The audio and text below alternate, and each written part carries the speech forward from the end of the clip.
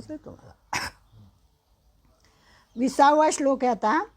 कार्यकरण कर्तृत्वे हेतु प्रकृतिरुच्यते पुरुष सुख दुःखानां भोक्तृत्वे हेतुरुच्यते. कार्य आणि करण यांच्या उत्पत्तीचे कारण प्रकृती म्हटली जाते आणि जीवात्मा सुखदुःखाच्या भोगतेपणाचा अर्थात त्यांना भोगण्याला कारण म्हटला जातो. आता कार्य म्हणजे काय? देह हे शरीर याला कार्य म्हटलेलं आहे. आणि करण कशाला म्हटलेलं आहे? तर 5 ज्ञानेंद्रिये, 5 कर्मेंद्रिये, मन बुद्धी अहंकार ह्या ज्या 13 गोष्टी आहेत यांना करण म्हणजे काय? साधने असं म्हटलेलं आहे. म्हणजे कार्य आणि करण, कार्यकरण भावाशिवाय कुठलंही कार्य घडत नाही. आता मागच्या श्लोकामध्ये सांगितलं होतं की सृष्टीतील जी वस्तू विकारशील आहे, परिणामशील आहे, ती सर्व अपरा प्रकृती निर्माण झाली. अपरा प्रकृती ही जड आहे. ती जड असली तरी चैतन्य स्वरूप आत्म्याच्या सानिध्यामुळे ती क्रिया संपन्न होते. मग त्याच्यासाठी उदाहरण काय दिलं की आता अग्नी आहे आणि जड लोखंड आहे. तर अग्नीच्या सानिध्यामुळे लोखंड ज्याप्रमाणे तप्त होते त्याप्रमाणे ही जड असलेली प्रकृती चैतन्याने म्हणजे जड देहाला जीवात्म्यामुळे क्रिया प्राप्त होते. आपलं नेहमीचं हे उदाहरण आहे की आपण हातपाय हलवतो, आपण बोलतो, आपण कानाने ऐकतो, डोळ्यांनी पाहतो. हे सगळं कशामुळे? तर त्या चैतन्य तत्वामुळे. म्हणजे आत्मा चैतन्य स्वरूप आहे, त्याला कर्तृत्वही नाही, त्याला भोक्तृत्वही नाही. आणि म्हणूनच या श्लोकामध्ये उच्यते असे म्हटले जाते, असे क्रियापद वापरले जाते. पुरुष सुख दुःखानां भोक्तृत्वे हेतुरुच्यते. प्रकृतीच्या ठिकाणी अगोदर इच्छा निर्माण होते, बुद्धी अहंकार निर्माण करतात. म्हणजे आधी माणसाला इच्छा होते कुठलीही कार्य करण्याचं, मग ते बुद्धीपर्यंत जातं, मग बुद्धी निश्चय करते आणि मग अहंकार म्हणजे काय? प्रत्यक्ष ते काम आपण करतो अहंकाराने. त्यामुळे काय होतं? मग शारीरिक क्रिया होतात, त्यालाच कार्य असे म्हणतात. की एखादं कर्म आपल्या हातून घडतं. तर ते कसं घडतं ते त्यांनी सांगितलं की आधी मनामध्ये निर्माण होते ती इच्छा. इच्छेने मदाचा आश्रय घेतला की ती मनाला चिथावते आणि नंतर ते मन सर्व इंद्रियांकडून इच्छित काम करवून घेते. आता हे कळण्यासारखं आहे. इच्छेने उत्तेजित केलेल्या मनाकडून कर्मेंद्रियास होणाऱ्या क्रियेस कर्तृत्व म्हणतात. कर्तृत्वाचा मद असा शब्द आहे. कर्तृत्वाचा मद येतो मग आपल्याला की हे काम मी केलं, माझ्यामुळे झालं. वर जी 13 साधने सांगितली त्यास करण असे म्हणतात. म्हणजे 5 ज्ञानेंद्रिये, 5 कर्मेंद्रिये, मन बुद्धी अहंकार ही 13 जी साधनं आहेत याला करण असं म्हणतात. कार्य, कर्तृत्व आणि करण मिळूनच प्रकृती सिद्ध होते आणि हीच मूळ प्रकृती होय. ज्ञानेश्वर महाराजांनी सांगितलं इथे की प्रकृती पुरुषाचा व्यवहार सांगायला लागले असता तो अघटित आहे. कारण की या व्यवहारात स्त्री मिळवते. काही ठिकाणी अनेक ठिकाणी म्हणजे आपण बघतो की सामान्यतः नवरा मिळवून आणतो आणि बायको घरामध्ये काम करते. पण इकडे उलटं आहे, इकडे स्त्रीच मिळवते म्हणे आणि नवरा बसून खातो. अशी प्रकृती आणि पुरुष जोडी आहे. या प्रकृती पुरुषरूप नवरा बायकोचा संबंध काहीच नाही आहे त्यांच्यामध्ये संबंध नाही, त्यांच्यामध्ये काही मेळही नसतो. परंतु बायको जग प्रसवते केवळ त्याच्या साक्षीने. म्हणजे त्यांचा प्रत्यक्ष संबंध येत नाही प्रकृती आणि पुरुषाचा, ते वेगवेगळेच आहेत. परंतु तो साक्षी आहे, तो आहे, त्याचं अस्तित्व हेच त्या प्रकृतीसाठी आवश्यक आहे. तो आहे म्हणून प्रकृती जगाला प्रसवू शकते. तो जर नसला तर प्रकृती काहीच करू शकत नाही. म्हणजे परंतु बायको जग प्रसवते हे आश्चर्य ऐक. ते सांगतात की सुखदुःखाच्या भोक्तृत्वानेच पुरुषाला संसारित्व येते असे सांगितले आहे. ते कोणत्या कारणामुळे होते आणि कोणता पुरुष सुखदुःखाचा भोक्ता बनतो याचे उत्तर आता पुढच्या श्लोकात आहे. 21वा श्लोक. पुरुष प्रकृतिस्थो हि भुंक्ते प्रकृतिजान गुणान कारण गुणसंगोस्य सदसद्यो निजन्मसु. प्रकृतीमध्ये स्थित असलेला पुरुष प्रकृतीपासून उत्पन्न झालेल्या त्रिगुणात्मक सर्व पदार्थांना भोगतो आणि या गुणांचा संगच या जीवात्म्याला चांगल्या वाईट योनीत जन्म मिळण्याला कारण होतो. भावार्थ असा की पुरुषाने प्रकृतीपासून सोडचिठ्ठी घेतली तर त्याचा गुणांचा संगही तुटतो. म्हणजे हा ज्ञानी माणूस, ज्ञान ज्याला मिळालेलं आहे तो काय म्हणतो, हा देह खोटा आहे. तो त्या गुणांनाही मानत नाही, त्या कर्मालाही मानत नाही, त्याच्याकडे कर्तृत्व मदही नसतो, त्याच्याकडे भोक्तृत्वही नसतं आणि त्यामुळे काय होतं, मग जन्ममृत्यूचं चक्रही त्याचं संपून जातं. हे जे संत आहेत ते जरी प्रारब्ध भोगत असले, जरी कार्य करताना आपल्याला दिसत असले तरी मनामधून ते पूर्णपणे निष्काम झालेले असतात.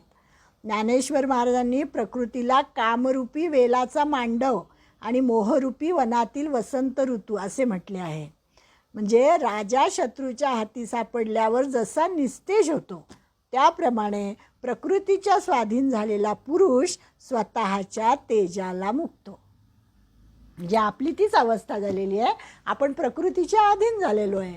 आपण ज्ञानेंद्रिय, कर्मेंद्रिय, मन, बुद्धी, चित्त, अहंकार याला सगळ्याला खरं मानतो आणि त्याप्रमाणे आपल्या हातून जी कार्य घडतात आणि ती कार्य झाल्यावरसुद्धा आपण मी केलं, माझ्यामुळे झालं असं म्हणतो. म्हणून त्यांनी सांगितलं की असा जो पुरुष असतो तो स्वतःच्या तेजाला मुक्तो. प्रतिकूलतेमुळे मनुष्य सुखदुःखे स्वप्नातच उपभोगतो, पण जागृतावस्था आली की सुखदुःखाचा फेराही संपतो. म्हणजे कसं त्यांनी हे दिलं आहे बघा की प्रकृती म्हणजे हे जग कसं आहे, हे जग आपल्याला खरं वाटतं. त्याच्यासाठी उदाहरण दिलं आहे जसं स्वप्नामध्ये आपल्याला जर एखादं स्वप्न पडलं, वाघ आला आणि डरकाळी फोडली त्यांनी आणि मी स्वप्नामध्ये पाहतीये त्याला, तर तेव्हा मला कळत नाही की मी झोपलेली आहे. मला असं वाटतं मी जागीच आहे, मी त्याला पाहतीये आणि मी जोरात ओरडते सुद्धा आणि मला घाम पण येतो. आणि मग जेव्हा मी जागी होते तेव्हा तिथे वाघही नसतो, माझं ओरडणंही नसतं आणि काहीच नसतं. आणि मग मला जाणवतं की अरे हे स्वप्न होतं, हे काही खरं नाही आहे. पण आलेला घाम मात्र खरा असतो. तो घाम जर मी पुसला तर रे आपण किती घाबरलो स्वप्नामध्ये, पण लगेच मी शांत होते की अरे ते स्वप्न होतं, खोटं होतं. तसं ह्या जगामध्ये आत्ता जे घडतं आहे ते आपल्याला सगळं खरं खरं वाटतं आहे कारण आपल्याला ज्ञान नाही आहे. पण तो जो ज्ञानी पुरुष असतो त्याला ज्ञान झालेलं आहे, त्याला प्रकृती वेगळी आहे, पुरुष वेगळा आहे हे त्याला कळलेलं आहे आणि म्हणून मग त्याला हे सगळं काय वाटतं, ही सगळी माया आहे, हे जग सगळं खोटं आहे असं त्याला वाटतं. शंकराचार्य म्हणायचे ना ब्रह्मसत्य जगन्मिथ्या, हे शंकराचार्यच म्हणू शकतात, आपण नाही म्हणू शकत कारण त्यांनी तो अनुभव घेतलेला आहे. त्यांना ब्रह्मसत्य आणि जगन्मिथ्या याचा अनुभव आलेला आहे. म्हणजे प्रकृती स्वप्नासारखी आहे आणि त्यामुळे पुरुषाने विवेक करून गुणांच्या तडाख्यात सापडू नये. केशराच्या सानिध्यामुळे स्फटिकाला ज्याप्रमाणे तांबडेपणा येतो, एखादं स्फटिक आहे पारदर्शक आहे पूर्ण आणि मस्तपैकी असं ठेवलेलं आहे आणि त्याच्यावर जर एक केस आला तर आपल्याला काय वाटतं, तो दुभंगलं आहे असं वाटतं. त्या केसामुळे ते स्फटिक दुभंगलं आहे असं आपल्याला वाटतं.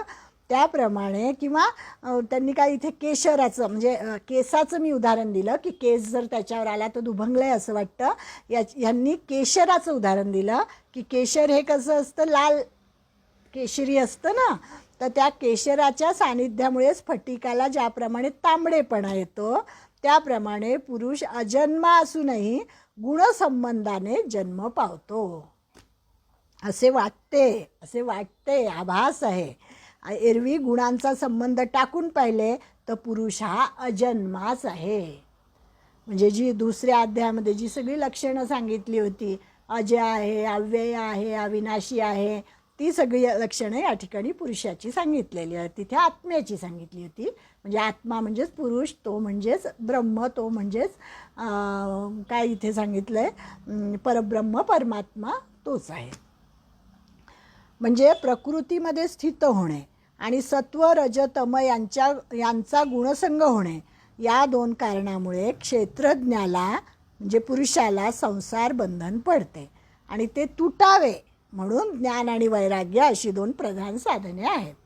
म्हणजे या 13व्या अध्यायाचा उद्देश हाच आहे की ज्ञानी पुरुषाची लक्षणं समजावून घ्यायची, त्याप्रमाणे ज्ञान प्राप्त करायचं आणि मग ते प्राप्त झाल्यानंतर प्रकृतीला वश न होता हाच आत्मोद्धाराचा सर्वश्रेष्ठ मार्ग आहे आणि तो अवलंबावा सगळ्यांनी, म्हणजे आपल्याला जन्माला येण्याचं सार्थक होईल असं त्यांना वाटतं आहे. म्हणून त्यांनी 19 ते 21 श्लोकामध्ये प्रकृती आणि पुरुषाचं रूप आपल्याला सांगितलं. आता वस्तुतः पुरुषाचे स्वरूप कसे आहे हे भगवंत पुढील श्लोकात सांगतात. सगळं प्रकृती पुरुष विवेचनच याच्यामध्ये आहे. पुढे आता 22वा श्लोक.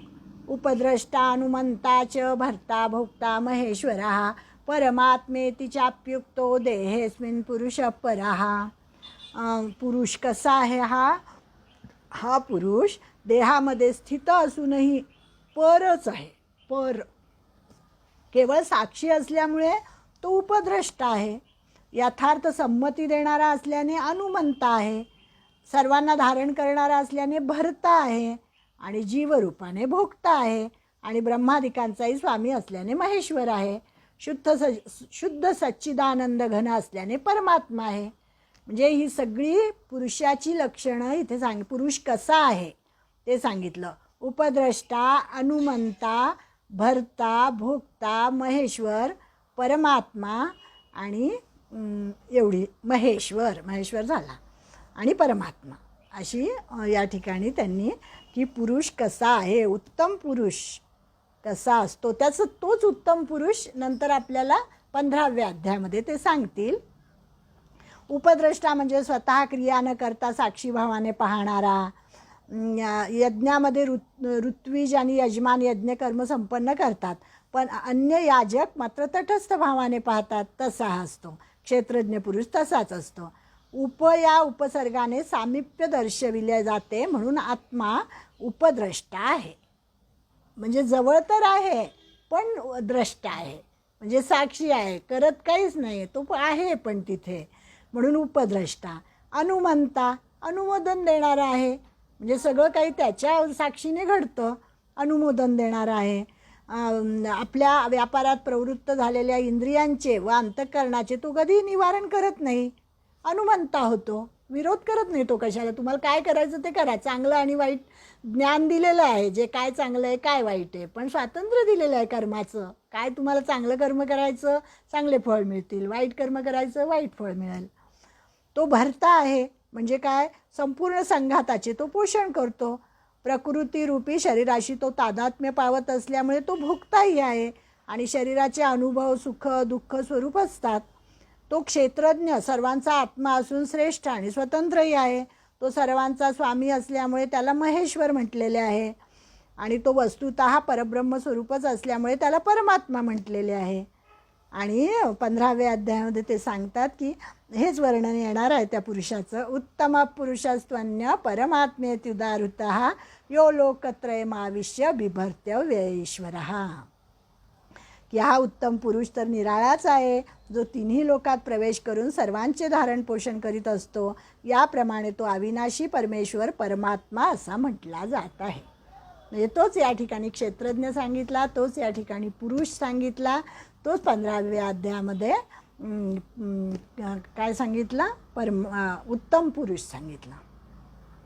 क्षर, अक्षर आणि उत्तम पुरुष असे 3 पुरुष त्याच्यात सांगितलेले आहेत. म्हणजे अशा पुरुषाला म्हणजेच क्षेत्रज्ञाला जाणल्यामुळे काय होते, पुन्हा सांगून या विषयाचा उपसंहार भगवंत आता करतात. 23वा श्लोक. य एवं वेत्ति पुरुषं प्रकृतींच गुणेसह सर्वथा वर्तमानोपि न स भूयोभिजायते. याप्रमाणे पुरुषाला व गुणांच्या सह प्रकृतीला जो मनुष्य तत्वतः जाणतो, तो सर्व प्रकारे वर्तत असूनही पुन्हा जन्मत नाही, अर्थात त्याचा पुनर्जन्म होत नाही. म्हणजे आपले सगळे संत याचं उदाहरण आहेत की ते प्रकृती आणि पुरुष हे सगळं जाणत होते. क्षेत्रज्ञांना तत्वतः जाणणे म्हणजेच आत्मज्ञान होणे. हे आत्मज्ञान झाल्यावर पुनर्जन्म होत नाही, परंतु आत्मज्ञानापूर्वीची कर्मे, आत्मज्ञानानंतरची कर्मे आणि भूतपूर्व जन्मातील कर्मे, ही सर्व कर्मे त्यांची फळे दिल्याशिवाय नष्ट होणार नाहीत. कर्माचा सिद्धांत आपण पाहिला होता की कर्म हे फळ दिल्याशिवाय शांतच होत नाही, कुठलंही कर्म असो मग ते. त्यामुळे आत्मज्ञानानंतर मुक्ती मिळते आणि असे मानणे अयोग्य होय अशी शंका निर्माण होईल. त्याचे उत्तर वैदिक वाङ्मयात सर्वत्र आलेले आहे.